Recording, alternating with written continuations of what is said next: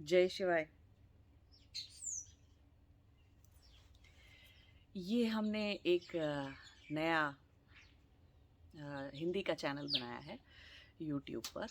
तो आप सभी लोग इसको, जो लोग हिंदी में वीडियोस देखना चाहते हैं, हिंदी जिनकी भाषा है और जो अच्छे से हिंदी समझ सकते हैं, संस्कृत समझ सकते हैं, तो वो लोग जो है इसको चैनल को दे सब्सक्राइब कर सकते हैं, जिससे कि इस चैनल पे जो भी वीडियोस आएंगे फ्यूचर में वो सब आपको नोटिफिकेशन आता रहेगा। तो नोटिफिकेशन का जो बेल आइकन होता है वो भी आप दबा सकते हैं। तो उसके अलावा इंग्लिश चैनल पर भी वीडियो रहेंगे, इंग्लिश चैनल पर भी वीडियो पब्लिश होते रहेंगे। शुरू में थोड़ा सा, अभी अप्रैल के महीने में थोड़ा सा टाइम टेबल हिलेगा वीडियोस पब्लिश करने का और सब कुछ, लेकिन मई से पूरा रेगुलराइज हो जाएगा, ठीक हो जाएगा। तो आप लोग आराम से अपना हिंदी के वीडियोस भी देख सकते हैं। सारी चीज़ें मैं हिंदी में भी आपको समझाऊंगी, हिंदी में भी धीरे धीरे बताऊंगी। जैसे जैसे आपके प्रश्न आते रहेंगे और चीज़ें आती रहेंगी, मैं हिंदी में आपको समझाती रहूँगी चीज़ें। और एक तो ये बात हो गई। एक और दूसरी ज़रूरी बात मुझे आप लोगों को बतानी थी कि मैं अभी अप्रैल के मंथ में इंडिया में रहूँगी, इंडिया जा रहा हूँ 16 साल के बाद। तो अब जो है वहाँ पर अगर 14, 15, 16 और 17 अप्रैल को अगर आप में से कोई भी मुझसे मिलना चाहता है, तो उत्तराखंड में रहूँगी मैं। जिसको भी मिलना है और कुछ भी ज्ञान चाहिए या कुछ भी अ, दीक्षा चाहिए या कुछ भी है, तो वहाँ पर कर सकते हैं। वहाँ पर भी सारी चीज़ें ऑर्गेनाइज़ करेंगे। तो कोई एडवर्टाइजमेंट अभी तो मैं नहीं करने वाली हूँ, कहीं पे कोई चीज़ पब्लिश नहीं करने वाली हूँ, क्योंकि अभी मैं खुद भी थोड़ी चीज़ें एक्सप्लोर करने जा रहे हूँ, वहाँ पे देखने जा रहे हूँ। तो बट अगर आप में से कोई भी आना चाहता है, मिलना चाहता है, तो उत्तराखंड में मैं आपको एड्रेस दे दूँगी। और जहाँ तक है, या तो ऋषिकेश होगा या मुक्तेश्वर होगा या हर्षिल होगा या कोई, मतलब ऐसी ही जगह रहेगी कोई ऊपर हिमालय के आसपास। तो वहाँ पर हम अपना शिक्षा, दीक्षा, ज्ञान सब कर सकते हैं। तो आप में से कोई भी अगर इच्छुक हैं मिलने के आकर, तो हमको ईमेल लिख सकते हैं आप beingShivaFoundation@yahoo.com पे। ठीक है, वो ईमेल आईडी नीचे डिस्क्रिप्शन में दिया रहता है। तो आप ईमेल करके बता सकते हैं, पूछ सकते हैं कि अगर आपको मिलने आना है तो, या क्या एड्रेस है या क्या करना है, कैसे करना है, सब हम ईमेल पे आपको समझा देंगे। ठीक है, तो ये दो बातें हो गई। अब तीसरी चीज़ है कि हम आज डिस्कस करने वाले हैं कि चेतना क्या है ना। चेतना, सबसे ज़रूरी बात है समझना कि चेतना आपका गुण है। आप आत्मा है ना। तो आत्मा का गुण होता है चेतना। आत्मा की शक्ति होती है चेतना। चेतना को हम शक्ति कहते हैं। सबसे बड़ी शक्ति है वो। उस शक्ति से ही हमको ज्ञान होता है। ज्ञान कौन सा? संसार का ज्ञान और परमात्मा का ज्ञान, बंधन का ज्ञान, मोक्ष का ज्ञान, हर तरह का ज्ञान होता है चेतना की शक्ति से, है ना। तो चेतना, चेतन होना, क्या दो चीजें चेतन है? क्या दो, कौन दो हैं जो चेतन है? आत्मा और परमात्मा। अब वो आत्मा मनुष्य के शरीर में भी हो सकती है, पेड़ पौधों के शरीर में भी हो सकती है ना। और अपना जैसे अन्वयी आत्माएं होती हैं, जो कि जन्म लेने का इंतजार कर रही होती हैं। जन्म हुआ, लिया नहीं होता उन्होंने, कोई शरीर उनको मिला नहीं होता, मिलने वाला होता है बस। तब जो ऐसी आत्माओं को हम अन्वयी आत्माएं कहते हैं। तो वो आत्माएं बीजों में रहती हैं, दाल में, चावल में, गेहूं में। अब उसका ये मतलब नहीं है कि हम दाल चावल पकाते हैं तो उसमें से आत्माएं खा जाते हैं, हम उनको कहा नहीं जाते आत्माओं को। हम वो जब भी हम कभी दाल चावल या कोई चीज़ बीज पकाने लगते हैं, या बीज को ज़मीन में डाल दें और वो अंकुरित होने वाला होता है, तो बीज बीज का अस्तित्व जब समाप्त होने वाला होता है, अगर ऐसा चीज़ होती है, तो वो आत्माएं उसमें से निकल जाती हैं, दूसरे बीजों में चली जाती हैं, है ना। तो इसलिए जो है, ऐसा नहीं सोचने का है। तो आत्माएं जहाँ पर भी होंगी वहाँ चेतना शक्ति होगी आत्मा की, क्योंकि वो आत्मा का गुण है। हाँ, चेतना शक्ति कम हो सकती है, ज़्यादा हो सकती है। जैसे कि मनुष्य शरीर में है तो चेतना शक्ति बहुत ही तेज है ना। आत्मा का गुण है तो बहुत तेज है। और अगर पेड़ पौधों के शरीर में है या किसी जानवर के शरीर में है या किसी पशु पक्षी कीड़े मकोड़े के का शरीर धारण किया हुआ है उस आत्मा ने, तो चेतना शक्ति उतनी नहीं होती, है ना। अपना अपने मोक्ष के रास्ते पे चलने लायक चेतना शक्ति नहीं होती, क्योंकि वो सब भोग देह हैं। तो देह के हिसाब से ये चीज़ तय होती है कि चेतना शक्ति आपके पास कितनी है और ये आपको शरीर कोई ज़बरदस्ती किसी ने तो नहीं दिया है, आपके कर्मों के फलस्वरूप आपको मिला है ना, कि आपके पास कौन सा शरीर है, किस आत्मा के पास कौन सा शरीर है। ये वाली बात कर्म तय करते हैं कि किसके कर्म कैसे थे और कैसे हैं, तो उसको किस तरह का शरीर मिलेगा। क्या उसको उसकी वृत्तियाँ इतनी खराब और इतनी गहरी हो चुकी हैं, चित्त की वृत्तियाँ, कि उसे सिर्फ भोग देह मिलेगी, तो पेड़ पौधे कीड़े पशु पक्षी कुछ भी ऐसा शरीर मिलता है, ठीक है, मनुष्य का शरीर नहीं मिलता। लेकिन अगर उसके पाप पुण्य बराबर हो चुके हैं किसी आत्मा के, तो उसको मनुष्य की देह मिल जाती है, जो कि भोग देह भी है और कर्म देह भी है ना। तो वो भोग के लिए भी है संसार में, और अपवर्ग के लिए मीन्स मोक्ष के लिए भी है वो देह, ठीक है। तो ऐसे है। अब चेतना शक्ति को हम अगर देखें तो दो तरह से काम करती है चेतना शक्ति। चेतना शक्ति या तो बाहिर्मुखी होती है, बहिर्मुखी, या फिर अंतर्मुखी होती है। बहिर्मुखी का मतलब है जैसे कि बाहर, सब कुछ बाहर संसार में। तो संसार क्या है? संसार में ये सारी प्रकृति है, ये भगवान की पूरी सृष्टि है। तो सृष्टि की तरफ देखना, संसार में रहना। तो अब संसार में रह के आदमी क्या करेगा? दो ही चीज़ें कर सकती है कोई भी आत्मा, या तो बंधन में जा सकती है या तपस्या कर सकती है और मोक्ष प्राप्त कर सकती है ना। तो अगर बंधन की तरफ जा रही है तो इसका मतलब संसार में रह के वो सिर्फ वृत्तियों से खेल रही है, राग निकाल रही है, द्वेष निकाल रही है वो आत्मा। तो उसकी चेतना किस काम आ रही है? ये वृत्तियाँ खर्च करने में आ रही है। ये वृत्तियों के साथ जो भी ड्रामा खेल सकती है, जो भी बंधन बना सकती है, वो आत्मा वही कर रही है। तो वो राग की वजह से बंधन बनाएगी, द्वेष की वजह से इससे दुश्मनी, उससे बुरा मान गए, ये चीज़ दिल में रख ली, वो चीज़ दिल में रख ली और रख के जिए जा रहे हैं, दुश्मनी कर ली, दुख उठा लिए, अपने लिए दुख बनाती जाएगी आत्मा, है ना। तो चेतना किस काम आ रही है? दुख बनाने के काम आ रही है। तो ये बाहिर्मुखी है। और अगर सही मायने में देखा जाए तो अंतर्मुखी चेतना पता है किसको कहते हैं? अंतर्मुखी चेतना तब होती है जब आत्मा सिर्फ आत्मा को देखती है, अपने आप को देखती है, अपने आप में रहती है। वो सही परिभाषा है चेतना के अंतर्मुखी होने की, क्योंकि आत्मा के लिए आत्मा से बाहर सब कुछ बाहिर्मुखी है। लेकिन ऐसा कब होगा कि आत्मा सिर्फ आत्मा को देख रही है? जब आत्मबोध हो जाएगा, समाधि शुरू हो जाएगी, है ना, निर्विकल्प समाधि आपकी शुरू हो जाएगी, तब हम कहते हैं कि चेतना पूरी तरह से अंतर्मुखी हो चुकी है। लेकिन वो उतना लंबा रास्ता नापना कि पहले तो बाहिर्मुखी थी और संसार दिखाई दे रहा था और वैराग बना नहीं था, पूरी तरह से बनाने की कोशिश कर रहे थे, वैराग अपने मन में जगाने की कोशिश कर रहे थे, है ना। तो पहले तो इतनी सारी बाहिर्मुखी थी, तो धीरे धीरे अंदर जाएंगे ना, उतना अंदर तक जाएंगे तो अंतर्मुखी जाएंगे। तो पहले क्या करते हैं? धीरे धीरे अंदर जाना शुरू करते हैं। तो हम अंतर्मुखी को कहाँ से कह देते हैं कि चेतना अंतर्मुखी हो गई?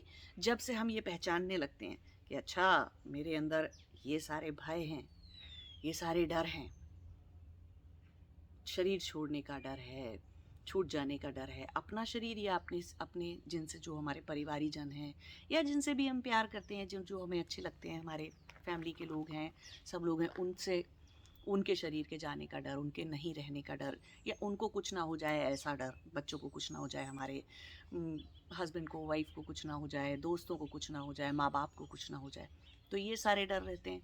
उसके अलावा पैसा जाने का डर होता है ना, किस इज्जत जाने का डर होता है, जो भी समाज में प्रतिष्ठा पाई होती है उसके चले जाने, कुछ ना कुछ चले जाने का डर रहता है, कुछ ना कुछ। तो वो भय है, डर है, अभिनिवेश की वृत्ति है ना। तो अभिनिवेश की वृत्ति को पहचानने लगते हैं। फिर हम राग की वृत्ति को पहचानने लगते हैं कि कितना राग है, अपने आप से राग, अपने नाम से राग। हमें आज तक जितने तरह के भी आध्यात्मिक साक्षात प्रमाण, साक्षात चीज़ें हमने जितनी भी महसूस करी हैं, अपने जितने भी तरह का हमको एक्सपीरियंस हुआ है ना, वो सारी चीज़ों के उन एक्सपीरियंसेस को भी हम पकड़ के बैठे रहते हैं, छोड़ना नहीं चाहते वो एक्सपीरियंसेस को। तो वो सारी चीज़ें के साथ राग होता है। इंसान को अपने अध्यात्म, अपनी आध्यात्मिक जर्नी, अपना अपने पथ से, अपनी किताबों से, अपनी जो फ़िलॉसफ़ियाँ और जो भी चीज़ें याद कर ली होती हैं, उस सब से भी राग रहता है। और जब किसी ने ठीक से पढ़ाया नहीं, बताया नहीं, तो किसी गुरु से द्वेष बना लिया या माँ-बाप से बना लिया या किसी से भी, अपना दोस्तों से, इससे उससे, परिवारीजन से, पड़ोसी से किसी ने भी कुछ ठीक नहीं किया तो द्वेष बना लिया। तो राग, द्वेष, फिर दुनिया भर की बहुत सारी आइडेंटिटीज़ क्रिएट कर ली, अस्मिता का जाल फैला लिया पूरा का पूरा। तो चेतना से जब हम चेतना को अंतर्मुखी करना शुरू करते हैं, तो हमारा पहला काम होता है अपनी ही वृत्तियों को पहचानना। ये हमारी पहली ज़िम्मेदारी है। वो वृत्तियाँ आपको पूरे दिन 24 घंटे के अंदर अंदर जितनी देर आप जागते रहते हो, आपको डांस कराती हैं। मूर्खता का नाच करवाती हैं वो आपसे, वो वृत्तियाँ। और आप नाचते हो। मुझे इस पे विश्वास है, मुझे उस पे नहीं है, सारी दुनिया बुरी है, सब लोग मुझे मेरा ही नुकसान करने पे तुले रहते हैं, मुझे ये नहीं मिलता, मुझे वो नहीं मिलता, मैंने इसके लिए उतना किया, फिर भी इसने मुझे जो है इतना रिटर्न नहीं किया, इतना फ़ेवर रिटर्न नहीं किया, या मेरे को वापस से उतना सब कुछ नहीं दिया। तो वो सारी चीज़ें क्या हैं? वृत्तियों का, मूर्खता का और वृत्तियों का डांस है, नाच है वो।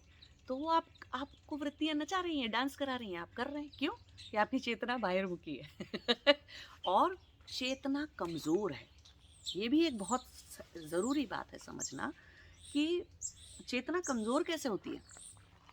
क्यों कुछ लोगों के पास इतनी चेतना है कि उनकी बुद्धि बिल्कुल प्रखर तरीके से चलती है।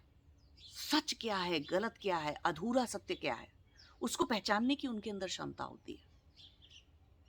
कोई भी इंसान सच बोल रहा है, झूठ बोल रहा है, किसी किताब में सच लिखा है कि झूठ लिखा है, हर बात की सत्यता का प्रमाण अंदर से होना, वो चेतना शक्ति का काम है। बुद्धि की प्रखरता, बुद्धि के अंदर ओजस का, तेजस का जाग जाना, सत्व का जाग जाना बुद्धि के अंदर, वो चेतना शक्ति से होता है।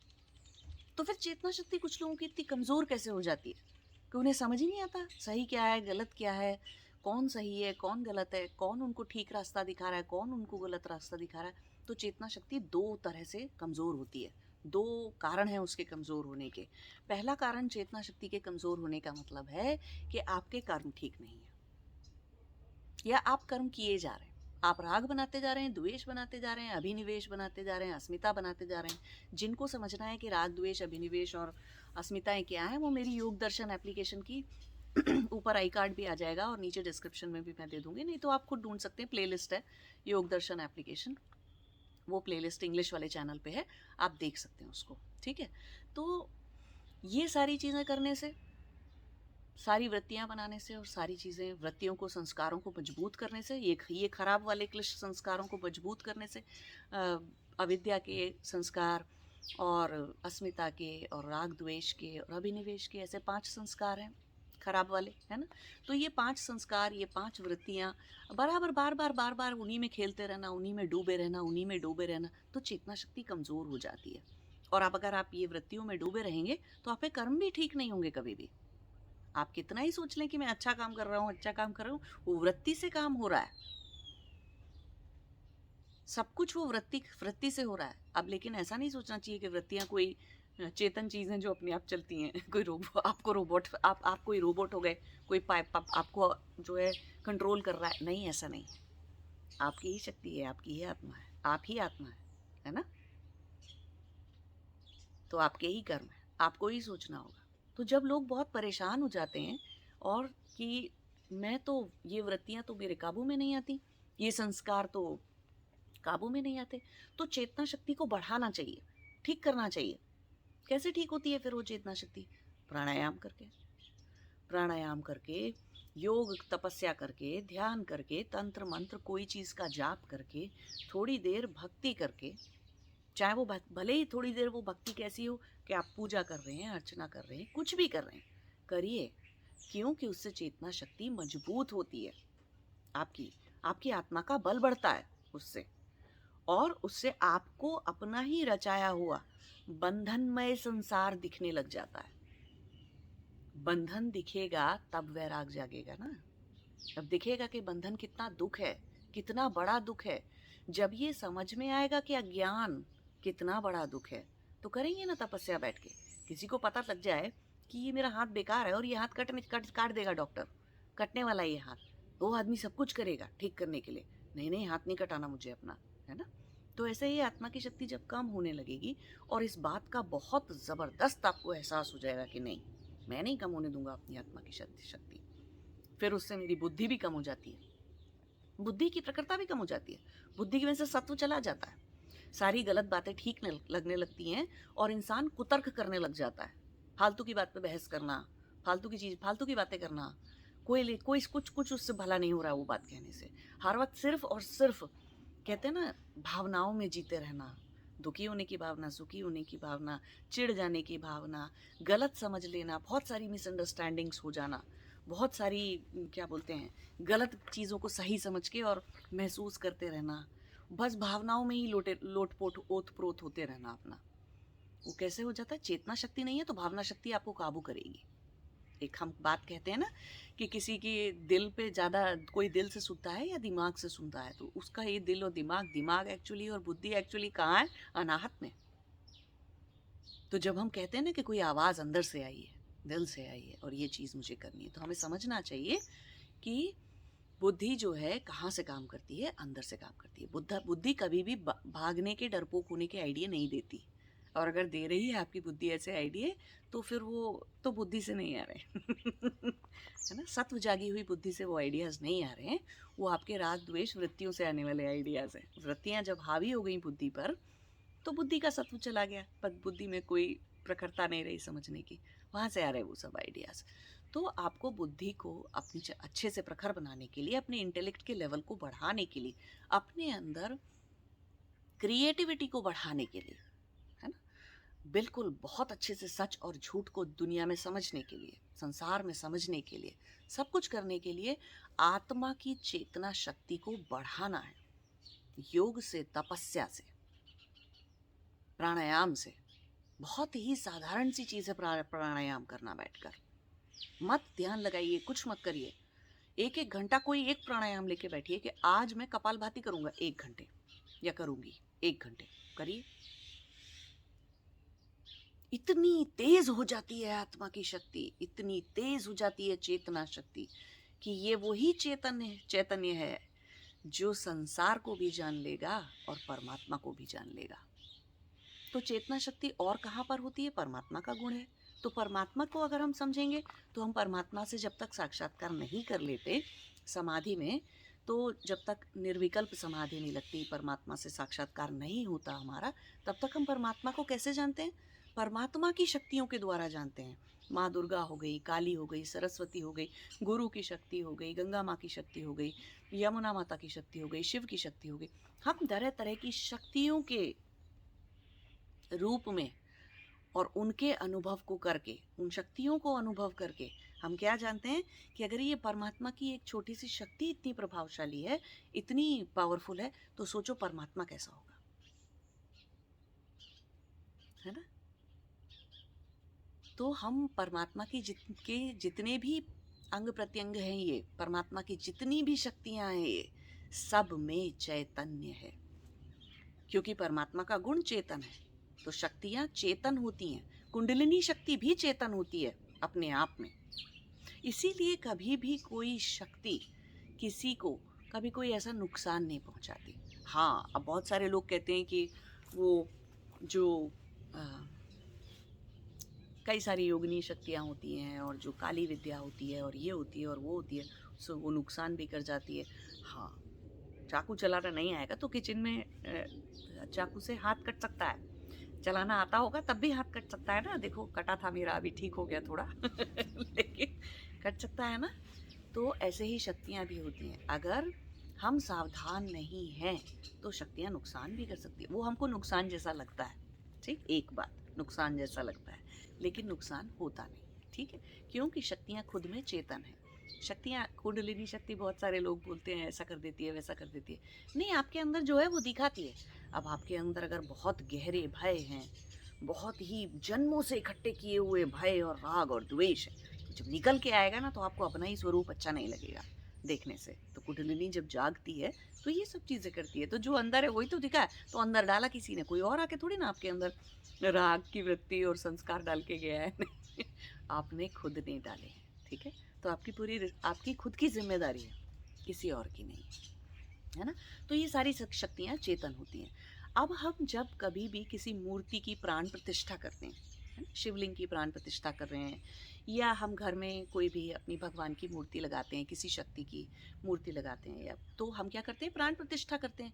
तो प्राण प्रतिष्ठा अगर सच में कोई कर सकता है, अब सारे लोग प्राण प्रतिष्ठा करने के लिए मंत्र पढ़ देने से प्राण प्रतिष्ठा नहीं होती। प्राण प्रतिष्ठा का मतलब होता है अपने प्राणों का कुछ पार्ट, ठीक है, एक अंश निकाल के अपने प्राणों में से वो प्राण उस मूर्ति में, उस देवी की मूर्ति में या उस शिवलिंग में डालने होते हैं। तो किस में इतनी शक्ति है? सिद्धों में, योगियों में उतनी शक्ति है कि वो अपनी प्राण शक्ति निकाल के प्राण शक्ति के अंश से आवाहन कर सकते हैं उस शक्ति का, उस पत्थर के अंदर, उस मूर्ति के अंदर। और फिर वो शक्ति बाकी सारे लोगों के अंदर, जब वो प्राण प्रतिष्ठित हो जाती है, वो शक्ति का आह्वान पूरा हो जाता है पत्थर में, तो वो पत्थर चैतन्य हो जाता है। बहुत बड़ा अंतर है जब बहुत सारे वेस्ट में, ऐसे वेस्टर्न कंट्रीज़ में और इंग्लिश लैंग्वेज में हम बोल देते हैं आइडल वर्शिप, आइडल वर्शिप। नहीं नहीं, आइडल वर्शिप नहीं करते हम लोग। हमारे यहाँ आइडल वर्शिप नहीं होती।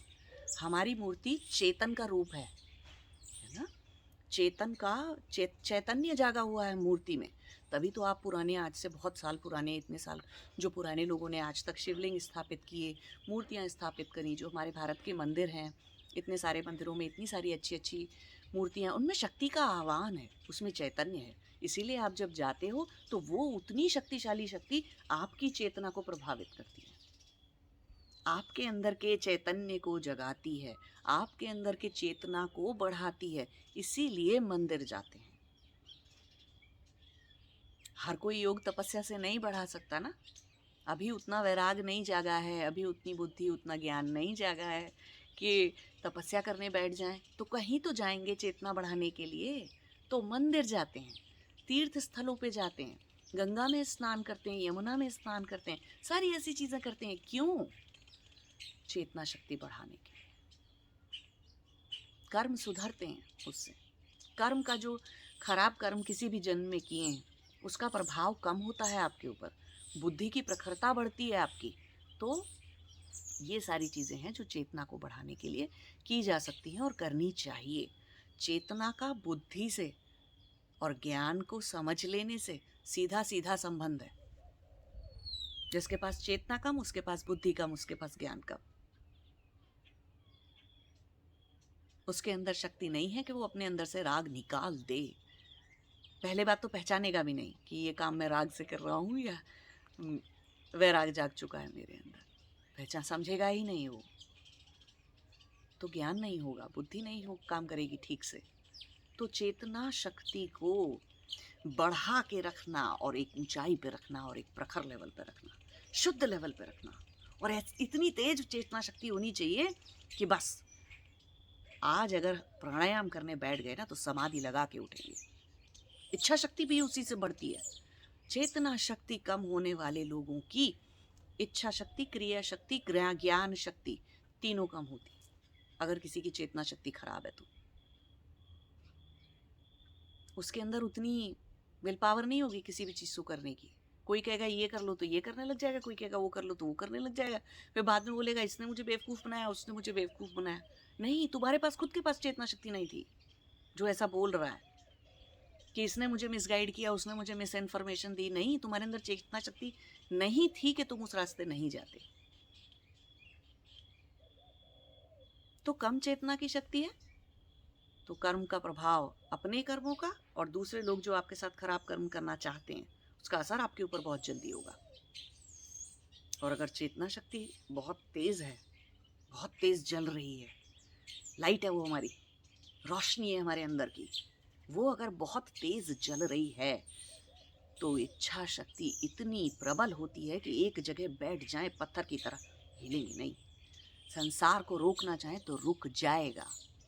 हम चाहें कि कोई डिस्टर्बेंस नहीं होना चाहिए, आज जब हम मेडिटेशन करने बैठेंगे तो नहीं होगा। हम सोचे कि ये पलट जाए जीवन में, वही हो जाएगा। कुछ भी मैनिफेस्ट कर लेने की शक्ति होती है, इतनी इच्छा शक्ति तेज हो जाती है।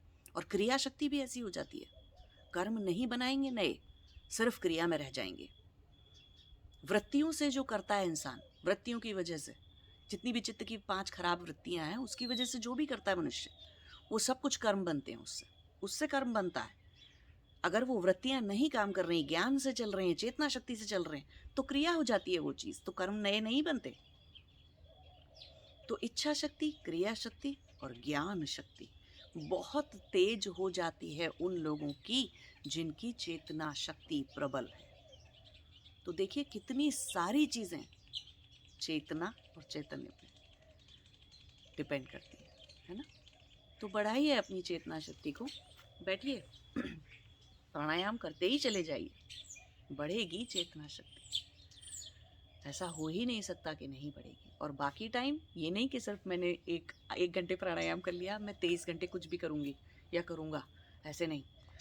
बुद्धि से, दिमाग से, चेतना शक्ति से जीना है जीवन में, संसार में चेतना शक्ति से बिहेव करना है ना, कॉन्शियस रह के लाइफ को जीना है।